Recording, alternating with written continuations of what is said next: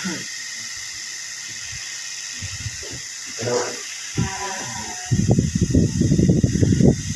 sabi natin, ano ito yung tao? Sa pangalan po ng dakilang ang Hesus Kristo, isang mapagpalang hapon sa bawat isa. Siguro maalala nyo last week, yung pusis ko, parang meron hindi. Kaya andito tayo ngayon sa pagpapatuloy na gawain para pala tayo yung mga sinas na pinagkakaw ngayon. Kung mapapansin po natin, ang sinas ngayon tungkol sa buhay ni Zacarias. Napagaman, siya ay tinatawag na saserdote, may katungkulan sa paghahandog. Ayon sa, kasi po yung mga saserdote noon, meron po siyang tinatawag na mga katungkulan ayon sa mga panahon. Ngayon po, pagdating po sa mga saserdote, meron silang mga tinatawag na pulo-pulo po para mabilang po. Ngayon, basahin natin yung kasaysayan. Sabi po sa Evangelio de San Lucas, Kapitulo 1, versikulo 5, hanggang 25.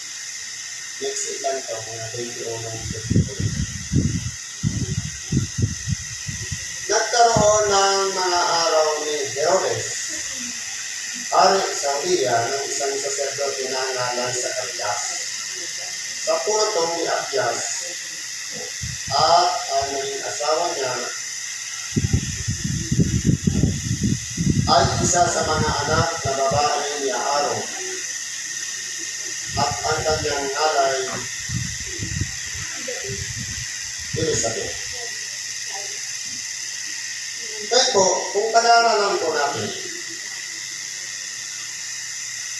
sa katungkulan ng pagkasaserdote, ito po yung tinatawag na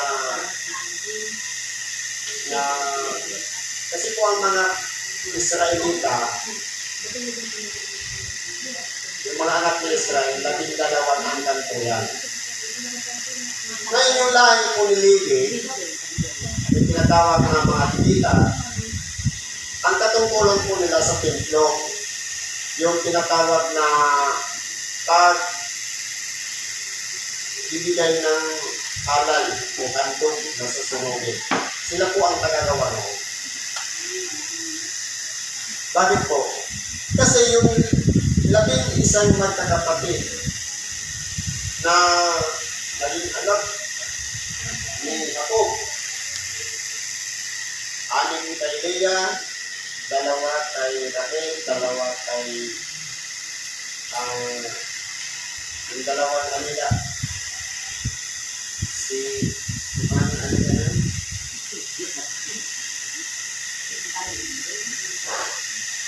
kasi may dalawang alila, may isang alila yan. Kumbaga, parehas yun, nagkaroon ng mga anak doon si Jacob.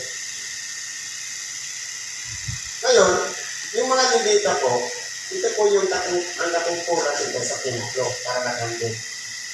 Kasi po, yung 11, meron silang mana sa lupa na kanilang kabuhayan. Pero po, ang mga Levita, wala pong mana. Kaya ano?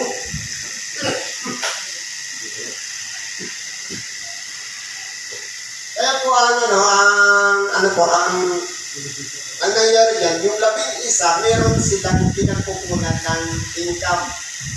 Pero po, yung mga Levita, ang katungkulan nila, doon lang sa templo, kung ano yung mga unang bunga, kung ano yung mga tinatawag na mga matataba na anak ng mga alagang hayop ng mga 11 magkakapatid.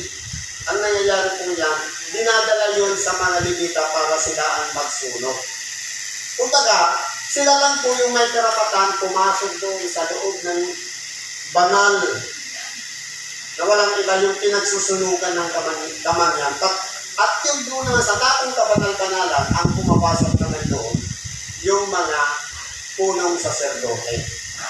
Kaya ang ginawa po nila, pagdating doon sa mga saserdote, sa mga lahi ni Aaron, nagkaroon po sila ng division of labor ayon sa schedule ng bawat isa.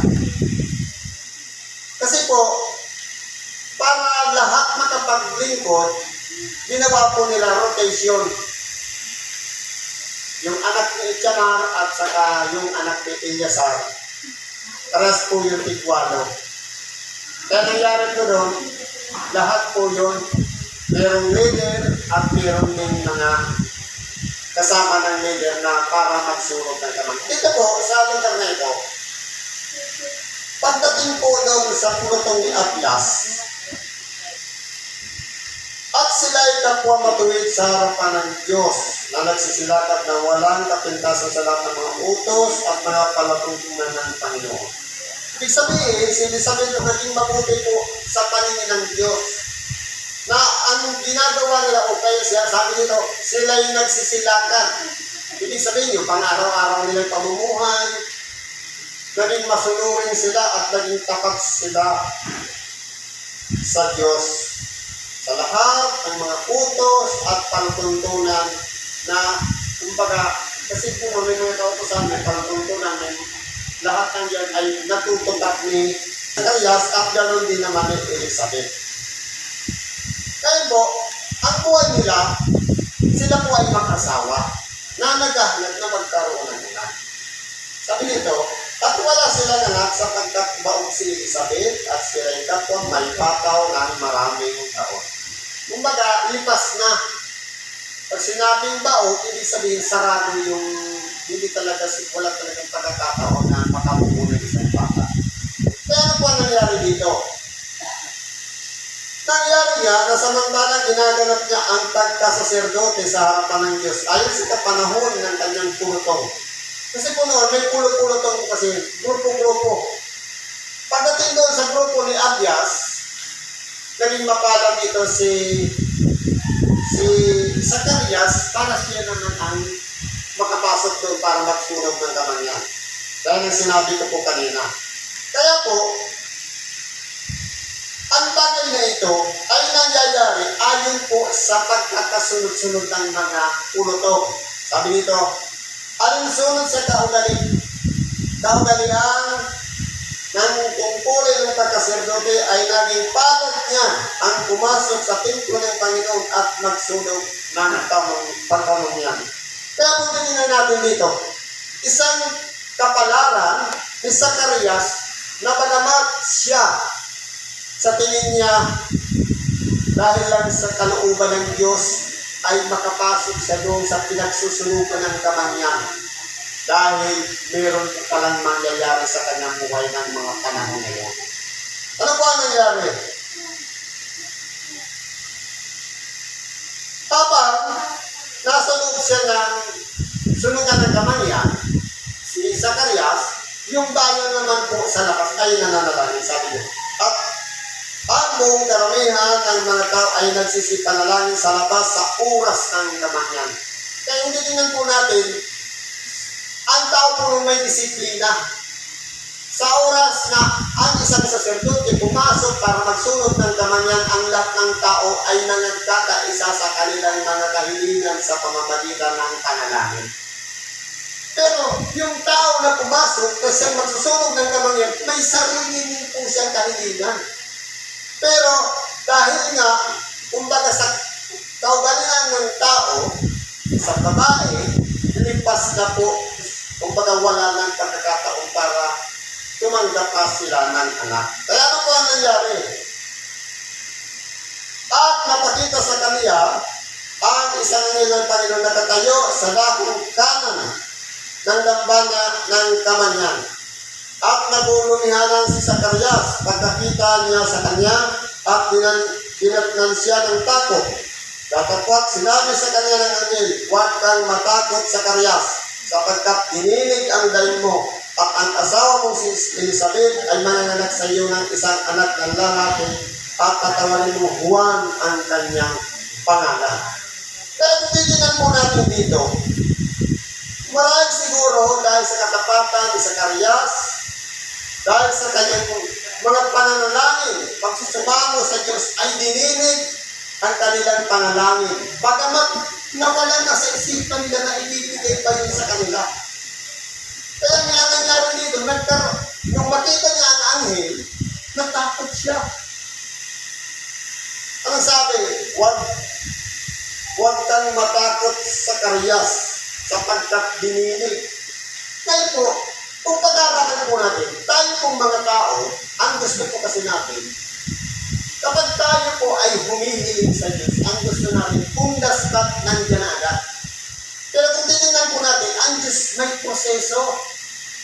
Halimbawa, kagaya na nag-a-abroad, gusto ko sana makalipad para matustusan ko ang pamumuhay ng aking pamilya. Ano pong nangyayari? Meron niyan, nauubos ng kabuhayan, hindi naman napupunta doon sa abroad. Pero kung kalooban ng Diyos, sabi niya, ang pag-abroad, God's will. Kung hindi niya kalooban, marahil, kaya ka hindi pinapayagan mapunta doon sa lugar na malayo dahil baka ikapapahamak mo. Kaya, in God's time, sa tamang panahon, may timing po kasi ang lahat. Pero po, dito sa panahon ni Sakarias, ito yung tamang timing.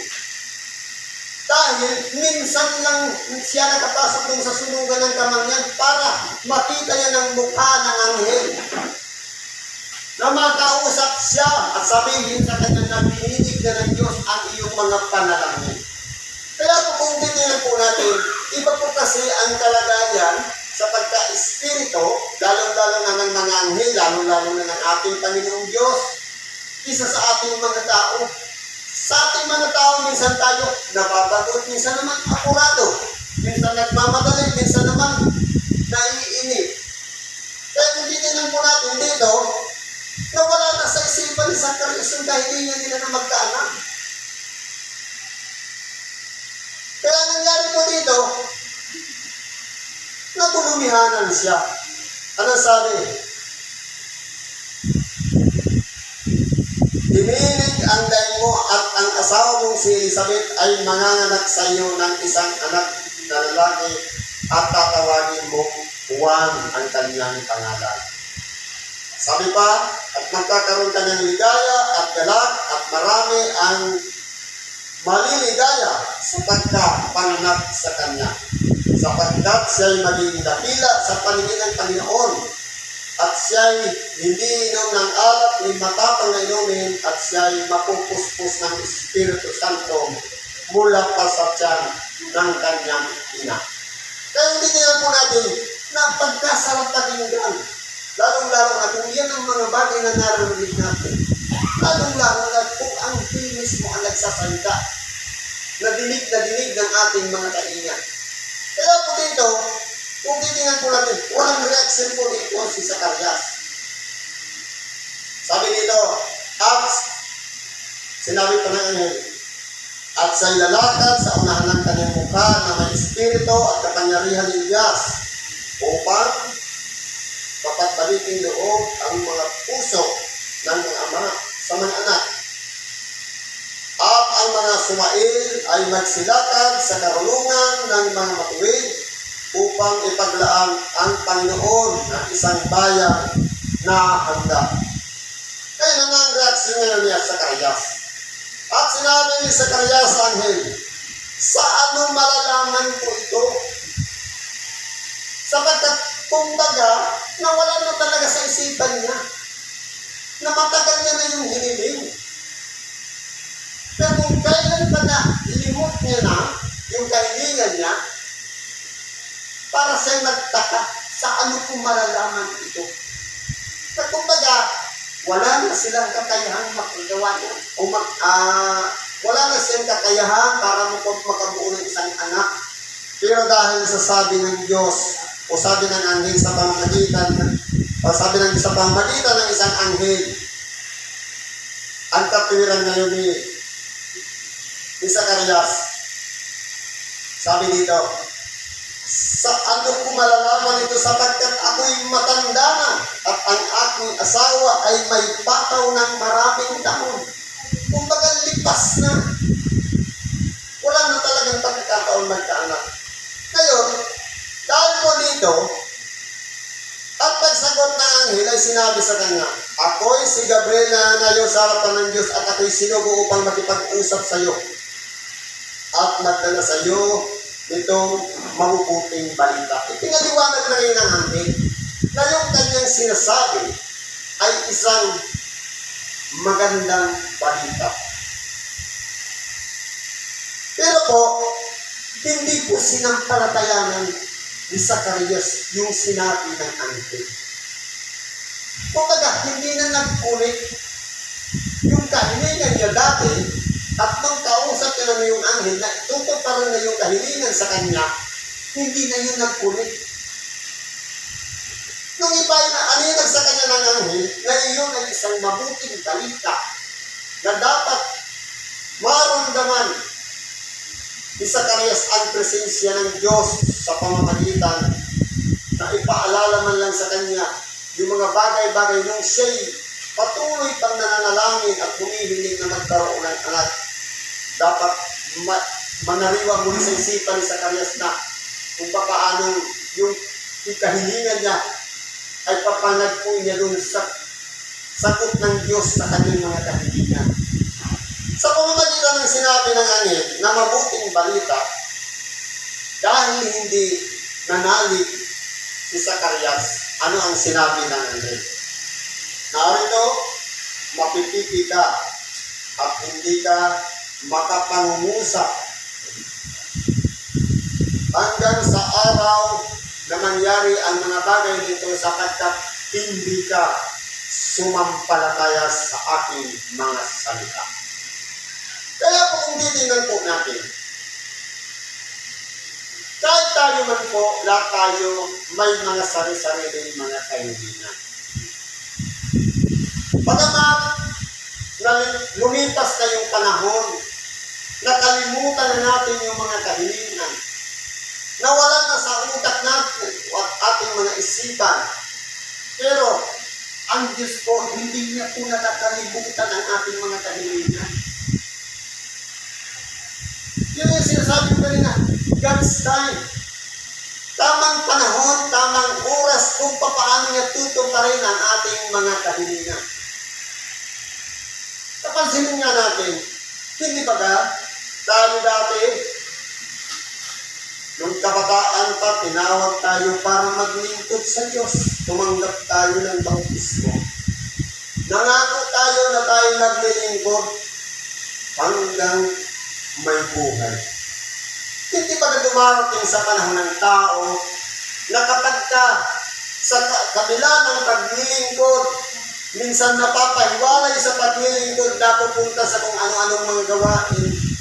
Minsan, trabaho ngayon, inaalipin ng trabaho ang ating pagkatao. Nakalimot tayo doon sa ating sinumpaan. Pero hindi natin namamalayan, may tamang panahon para pabalikin tayo, para tayo muling makapagpatuloy sa ating sinumpaan, sa ating dakilang kalimutan. Ito na yung kasagutan ng Diyos. Marahil dati noon, kung kabataan natin, ang gusto natin, palagi akong nariyan sa templo, palagi akong magkakarinig ng Ebanghelyo, pero minsan dumarating sa atin ang mga pagsubok sa ating buhay. Ang mahalaga po noon, sa kabila ng mga pagsubok, hindi tayo nakalimot sa Kanya. At may tamang panahon din para sa manariwa sa ating isipan, na kumbaga, yung naputol na paglilingkod sa bandang huli, dudugtungan muli yan ng Diyos. Ganito po, inihalimbawa yung kasaysayan ni Zacarias. Napagkaminsan sa ating mga tao, napuputol na yung ugnayan natin sa Diyos, pero hindi po siya nakakalimot sa atin. Gagawa siya ng paraan para tayong lahat pukawin muli ang ating mga kaisipan nang sa ganun magpatuloy patuloy muli tayo sa ating sinugtaan tungkulin sa ating dakilang Panginoon.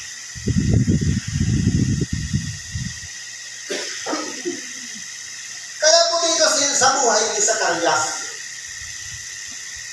ang kanyang mga kahilingan hindi na naiugnay nung siya'y pumasok doon para magsunog ng kamangyan.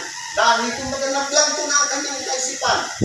Pero ang Diyos po, dahil tapat, kahit makalimutan man ng tao ang kanyang kahilingan, pero ang Diyos, tandang-tandaan niya po ang ating mga kahilingan. At hindi po maaari na humantong ang isang tao sa kamatayan na hindi matutupad ang pangako ng Diyos sa atin. Kaya hindi po binabaliwala ng Diyos ang ating mga pagpapagod sa mga panalangin, sa ating mga pagsabog. Magtiwala lang tayo, sumampalataya lang tayo para hindi tayo matulad dito kay Zacarias na naging tipi at hindi nakapagsalita hanggang sa maganap na ipanganak si Juan sa pamamagitan ng kanyang asawang si Elizabeth. Kaya po yun ang nangyari. Sabi dito, at nang lumabas siya, ay hindi siya makapagsalita sa kanila. At hininagap nila na siya'y nakakita ng isang tanging tayo sa pinto. At siya'y nagpatuloy ng pakikipag-usap sa kanila sa pamamagitan ng mga hudyat at nanatiling titig. At nangyari ng mga at nanang maganap na ang mga araw ng kanyang paglilingkod ay siya'y umuwi sa kanyang bahay. Pagkatapos ng mga araw na ito ay naglihi ang kanyang asawa si Elizabeth at siya'y lumigpit ng 5 buwan na nagsasabi, ganito ang ginawa ng Panginoon sa akin sa mga araw na ako'y tingnan niya upang alisin ang aking pagkaluwahagi sa gitna ng mga tao. Kaya titingnan po natin, obserbahan natin ang kwento ng mag-asawang ito.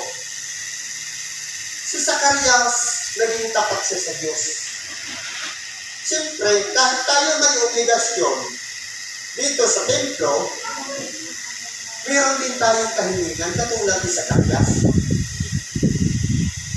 Ginagawa niya ang tungkulin ng pagkasaserdote, may sarili din siyang kahilingan. Kasama ang kanyang asawa. Pero po, sa paglipas ng panahon, nawala yun sa kanyang isipan yung mga kahilingan niya. At nung tinutupad na ng Diyos, yung magpakita ng anghel, hindi na magpunit yung dati niyang dinudulog sa Diyos na magkaroon ng lamang ng isang anak. Pero ang Diyos, sabi nga, hindi po siya liko. Tutuparin niya ang kanyang mga bagay ayon sa kanyang kalooban, ayon sa kanyang minagaling. Lamang, kinakailangan po, sabi nga sa Marcos 11:24, at sa lahat ng inyong mga dinadalangin at hinihingi, ay magsisampalataya kayo na inyong tinanggap na at inyong tatanggapin. Ibig sabihin, sa atin po na may mga kahilingan din, na dumudulog sa Diyos, ininadaan natin sa ating mga panalangin. Sabi nga, palagi natin lalakitan ng pananampalataya. Sapagkat kapag tayo po'y ininad natin, lalo-lalo na namumuna sa atin ng Espiritu Santo, nung tayo ay nananalangin, meron pong consequences. Sa kagaya ni Zacarias, na nagtitibo na siya bago pa mangyari. Kaya kung titingnan po natin dito, isang bagay na pagpapala ng Diyos, ang hindi niya po talaga kakaligtaan ang bawat tao na tapat sa Kanya. Ibinibigay niya ang anumang mga kahilingan natin sa tamang panahon, sa tamang pagkakataon, ayon sa kalooban ng Diyos. Pero po ang tao, minsan po palaging nagmamadali. Ang gusto, kapag hiningi, on the spot, nandiyan na agad ang mga kahilingan natin. Pero po sa Diyos, siya po kasi ang inumpisahan ng panahon. Bakit po? Hindi pa dati, nung hindi pa sinisilang ang ating dakilang Panginoon, wala pa naman yung mga taon. Wala pa naman yung buwan. Pero, nung ang ating dakilang Panginoon ipanganak, nagkaroon na ng before Christ na, sabi nga, time age. At nagkaroon siya ng buhay na 33 years. At pagkatapos yung siya'y namatay, doon naman yung tinatawag na Anno Domini, after death. Doon naman nagbilang na hanggang ngayon, 2024 years na ang nakalipas since na ang ating dakilang Panginoon ay namatay doon sa cross. Kaya kung titingnan po natin, nasa gitna ng before Christ, yung buhay ni Kristo na 33 years, at pagkatapos yung siya'y mamatay, doon naman tayo nagbilang ng unang siglo, pangalawang siglo na yon, pangilang siglo na, 2024 siglo. Kaya tayo pa rin ay nandirito, nagbabasa ng mga kasulatan, ng mga kasaysayan na ipinahayag. Pasalamat tayo dahil hindi na mahirap ngayon. Hindi na tayo pupunta pa sa Israel, kundi ang Ebanghelyo na ay inilapit na sa atin sa pamamagitan dito mga banal na kasulatan na ating nababasa. Nanungunan panahon mahirap na ilipat mula sa mga original na Latin Vulgate transcript. Ang nangyari, ang lahat ng mga may nagnanais na magsalin nito from Latin to English ay ipinapapatay. Kaya ang nangyayari po, patago nilang sinasalin ang mga kasulatan. Pasalamat tayo dahil ngayon, hayag na nababasa natin ang Biblia upang sa ganon, tayong lahat ay matutuloy dito sa mga nakasulat sa banal na kasulatan. Siguro, dito na lang, pagkakaroon natin sa pasalamat sa Diyos at ano na natin na kailangan, ulit natin sa Diyos. Sa pangalan ni Kristo. Salamat.